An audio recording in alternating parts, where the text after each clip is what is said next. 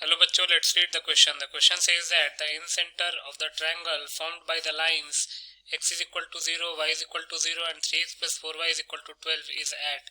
The options are 1, 1 upon 2, 1 upon 2, 1, 1, 1, 1 upon 2, 1 upon 2, 1.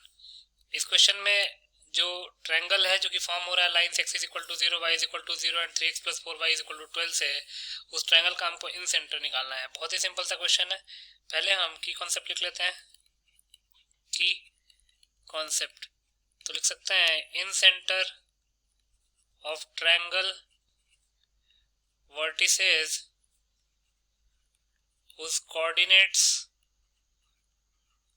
are x1, y1, x2, y2 and x3, y3 is given by the formula।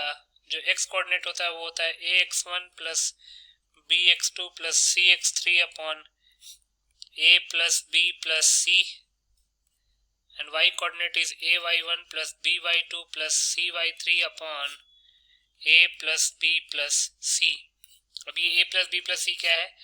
अगर ये triangle ABC है, a b c, तो a के सामने वाली side a, b के सामने वाली साइड b और c के सामने वाली साइड c। ये इन सेंटर निकालने का फॉर्मूला होता है। इसी की कॉन्सेप्ट को यूज करके इस क्वेश्चन को सॉल्व कर लेते हैं। तो जो साइड्स दे रखी हैं, जो लाइंस दे रखी हैं, वो कौन कौन सी हैं? Lines given are x is equal to 0, y is equal to 0 and 3x plus 4y is equal to 12। 3x plus 4y is equal to 12। तो x is equal to 0 तो y एक्सिस वाले line को कहते हैं और y is equal to 0 x axis वाले line को कहते हैं। 3x plus 4y is equal to 12 कुछ ऐसी लाइन बनेगी। 3x plus 4y is equal to 12 को 12 जो है वो y एक्सिस को कहाँ कट करेगा? उसके लिए हमको y को x को 0 पुट करना पड़ेगा। तो eight x is equal to 0 y will be equal to 3। इसका मतलब कि 0,3 पे कट करेगा और यही वो ये जो लाइन है 3x plus 4y is equal to 12 ये x एक्सिस को कहाँ कट करेगा? उसके लिए हमको y को 0 पुट करना पड़ेगा। y को 0 पुट करेंगे तो x की वैल्यू 4 आ जाएगी, तो इसका मतलब कि 4,0 पे कट करेगा। ये जो वर्टेक्स आ गया 4,0 आ गया और x एक्सिस और y एक्सिस हमको पता है कि ओरिजिन पे कट करते हैं 0,0 पे।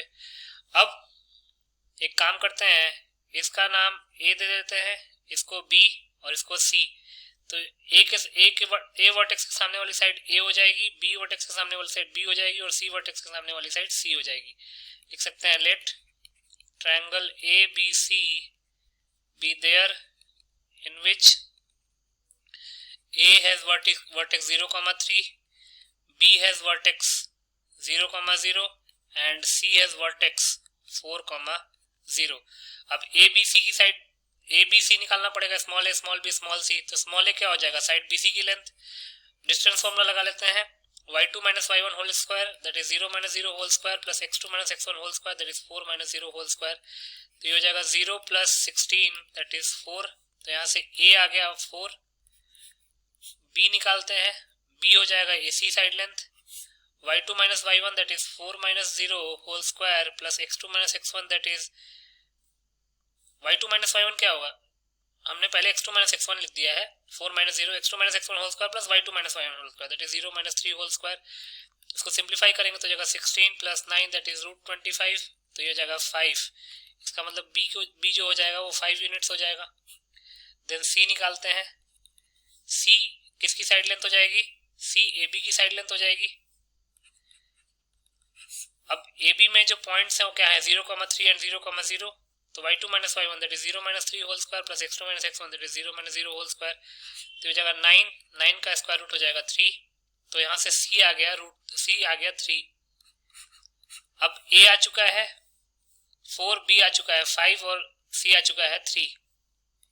A is 4 units, B is 5 units and C is 3 units। तो लिख सकते हैं therefore in center AX1 A into x1, x1 कहीं से भी शुरू कर देते हैं। A B C में A के कोऑर्डिनेट्स को x1, y1, B के कोऑर्डिनेट्स को x2, y2, C के कोऑर्डिनेट्स को x3, y3।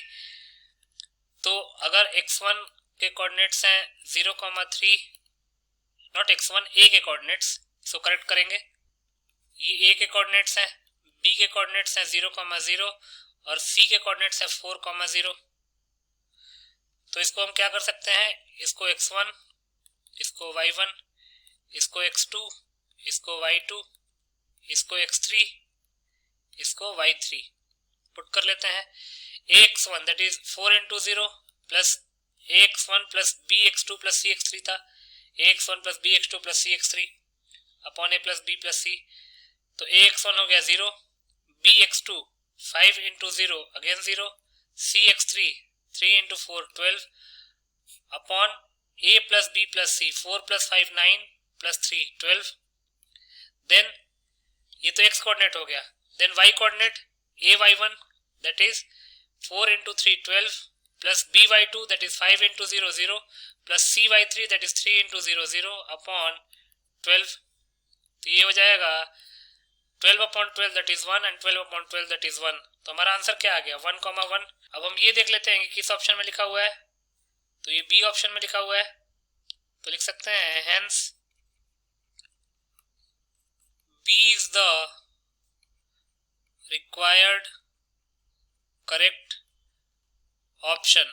तो बी ऑप्शन को टिक कर लेते हैं। So B option will be the final answer. I hope you understood it well. Best of luck.